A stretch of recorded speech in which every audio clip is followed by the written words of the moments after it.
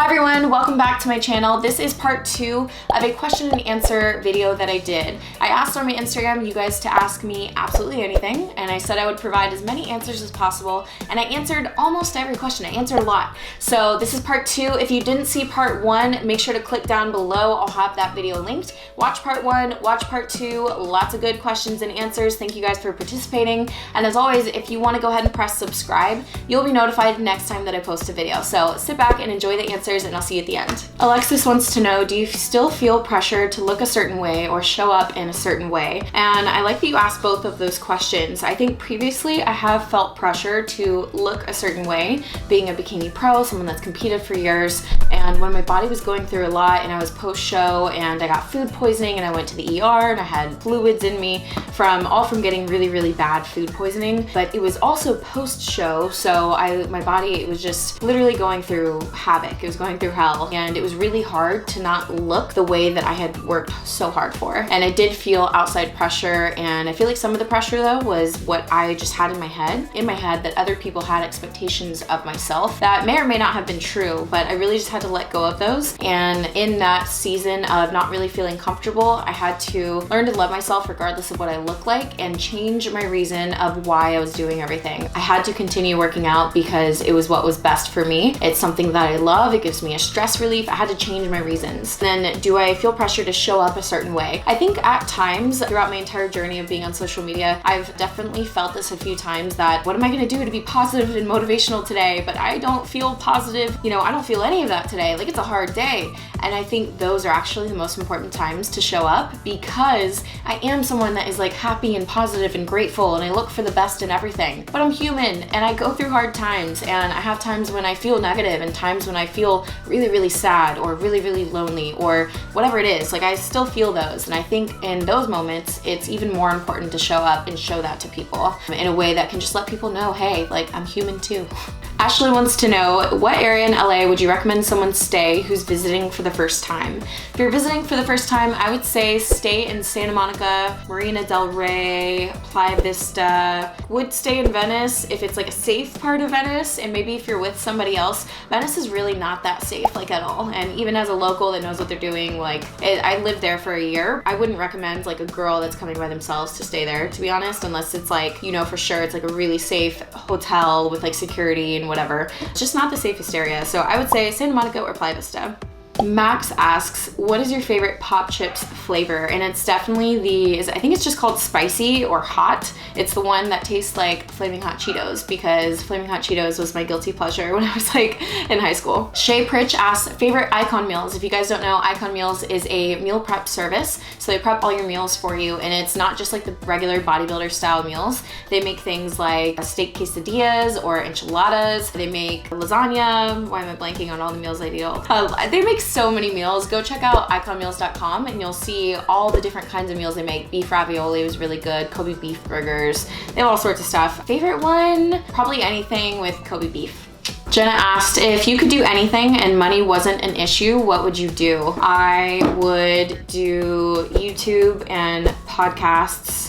I would do photo shoots. I would probably do like movies if I had the chance to do that. I think I've said that before. So essentially I would kind of do everything that I'm doing now, but without stress of making money. That would be freaking amazing. I love creating content. So I think I would just create content, whatever that would be, whether it's an audio, a visual, a movie, a creative, whether it be myself, like hosting things. I don't know. I would be on camera, I think, a lot. Jenna asks, you were given 6 months to live. What would you do, and how do you think you'd react to the news? So how I react, if a doctor told me, hey, you have 6 months to live, I think I'd look at them and say, wanna bet?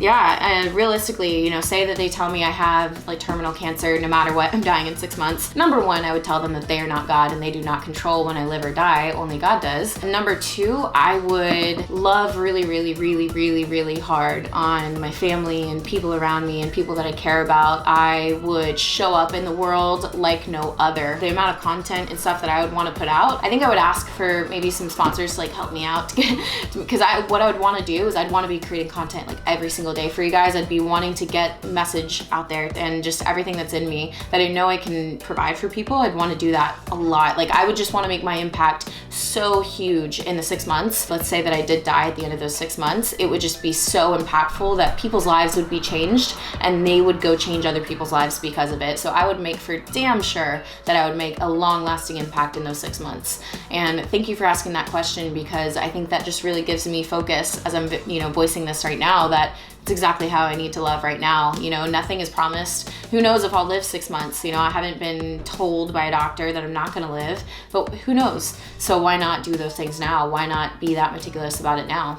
Sydney Fitness asked, would you say you still keep macros in your mind in your daily eating just from doing it for so long, or do you try to go solely off hunger cues now that you don't track? Love you, girl. I love you too. Thanks for asking this question. I'd say that there's different seasons that I've been through. Really close to competing when I stopped tracking macros. The reason why right after I competed, I didn't really need to track macros. I knew what I was eating and I was kind of counting as I was going through, not in a way of like, let me make sure I count this correctly, but just like it was so ingrained in me. I knew exactly how many carbs I was eating. I did it without trying. So I would say that I kept macros in my mind at that point. And then I got to a point where I just got further and further and further away from regular bodybuilding style foods and regular what I was eating. I started to have a little bit less of an idea. And now I have actually, I wouldn't say no clue. Like if I really think about it, I could calculate it, but I have no macros in my mind. But when I do look at foods, I look at them as, like earlier, I was feeling just like a little lethargic, like not as alert and pretty hungry. And so I ate a bunch of healthy fats.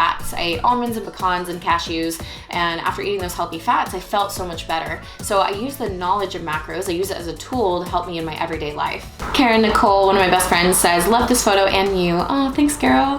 When are you coming to San Diego? In October, so in like 2 weeks. Copeland Bailey Fit said, do you run into insecurity struggles when you turn to intuitive eating, or has it been pretty easy for you since you've built your metabolism up pretty high? Have you lost any muscle mass by doing so? I'm really glad that you asked this question, because it seems that you believe that I've built my metabolism up pretty high, and that can happen over a period of time, but it just shows me that I need to tell you a little bit about my journey. And my journey is that right after competing, I stopped tracking macros, and I did, like I said, I had macros in my mind, but I was kind of intuitively eating. And it was not easy, and I had to eat a low amount of food compared to like a normal human, just because my body was so used to a low amount of food. And then I would say as I got like further and further away from that, it really hasn't been easy until recently. Even at the beginning of this year, so back in January, I talked about this in the earlier part of the Q&A, I was like a little uncomfortable and I was intuitively eating, but I wasn't about to go back to a diet. I needed to just make it the way that I live my life, and I knew that over time my body would maintain and balance itself out, which is what it did. So yeah, it has not been easy. I did not build my metabolism up super quickly or didn't build it up super high at all. My body cannot handle like a ton of food.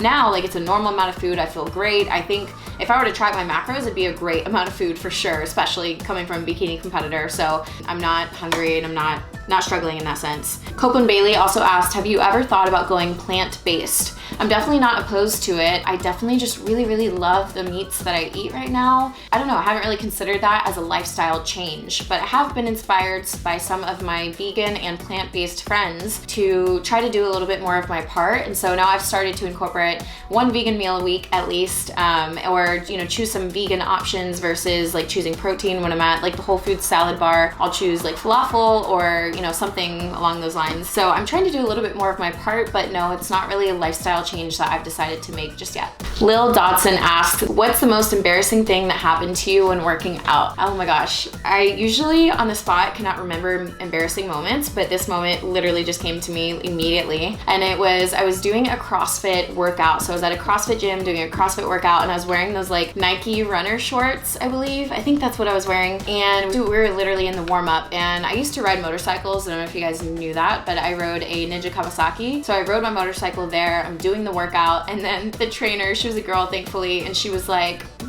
honey, there's a hole in your pants. And I was like, no! Like every girl's worst nightmare come to alive, and there's literally a hole in my pants. So there's nothing I could do except for ride my motorcycle home. I was so embarrassed, and the next day I showed up and I was like, I double checked my pants this time, I think we're good.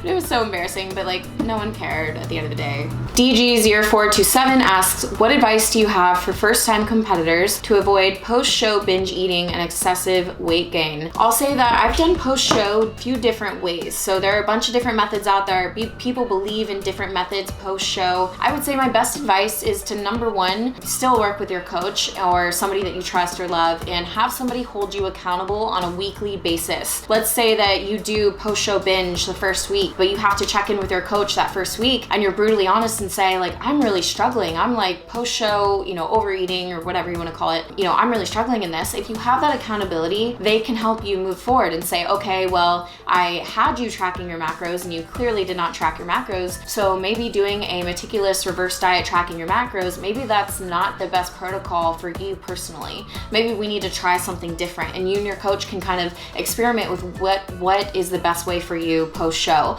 So I think number one is just have accountability and have somebody that you trust that can take that journey along with you.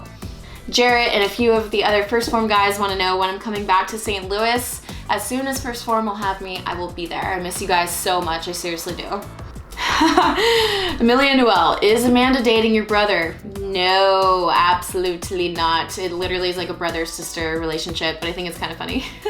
Lauren Rafi asks, how do you practice balancing the gym and nutrition in your life? And I've gotten to a point in my life now where this is just my lifestyle. This is just what I do because I feel my best. I feel my best when I'm training really hard in the gym. I feel my best when I choose nutrient-dense foods and an Oreo in the same day. I feel my best when I'm performing my best in all areas. Now, of course, I have off days just like everybody. Today, I've not been great on my food, admittedly. I've been on calls and filming and then on a coaching call and back to filming. And I was like, I'm gonna make a nutrient-dense food right after I finish this last thing.